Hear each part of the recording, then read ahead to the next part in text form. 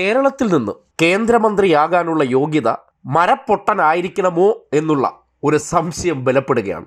എന്തുകൊണ്ടെന്നല്ലേ, കേന്ദ്രമന്ത്രി ജോർജ് കുര്യൻ തവിട് കൊടുത്ത് വാങ്ങുന്ന പോലെ കിട്ടിയ ഒരു മന്ത്രിസ്ഥാനം, ആ മന്ത്രിസ്ഥാനത്തിരുന്ന് ഒരാൾ പ്രതികരിക്കുന്ന കേൾക്കുമ്പോഴാണല്ലോ സ്വാഭാവികമായിട്ട് ഒരു വ്യക്തിയുടെ നിലവാരം നമ്മൾ അളക്കുന്നത്. ഒന്ന് കേട്ടെ. റേഷൻ വിതരണം മോഡിയാണ് മുഴുവൻ റേഷനും കൊടുക്കുന്നത് സൗജന്യമായിട്ട്. അതിന് പൈസ ഇല്ലാഞ്ഞിട്ട് അത് തടയുന്ന അവസ്ഥ വന്നു, നിൽക്കുന്ന അവസ്ഥ വന്നു. കേട്ടില്ലേ?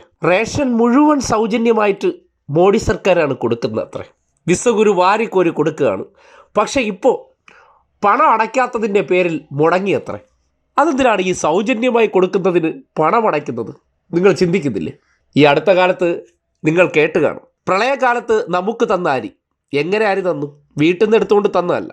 ഈ നാട്ടിലെ നമ്മൾ ഉൾപ്പെടെയുള്ളവരിൽ നിന്ന് ഓരോ സാധനത്തിനും GST എന്ന പേരിൽ നികുതി ഇങ്ങനെ പിഴിഞ്ഞു കൊണ്ടുപോവുകയാണ്. അതെന്തിനാണ്? ഇതുപോലുള്ള സന്ദർഭങ്ങളിൽ നമ്മളെ സഹായിക്കാൻ വേണ്ടി കൂടിയാണ് ഇവിടെ ഒരു കേന്ദ്ര ഭരണം വച്ചിരിക്കുന്നത്. 28 സംസ്ഥാനങ്ങൾക്കും നികുതി പിരിച്ചെടുത്തിട്ട് ആ നാട്ടിൽ എന്തെങ്കിലുമൊക്കെ പ്രശ്നം വരുന്നുണ്ടെങ്കിൽ എല്ലായിടത്തുനിന്ന് സമാഹരിച്ചതെന്ന് ഒരു വിഹിതം കൊടുക്കുക.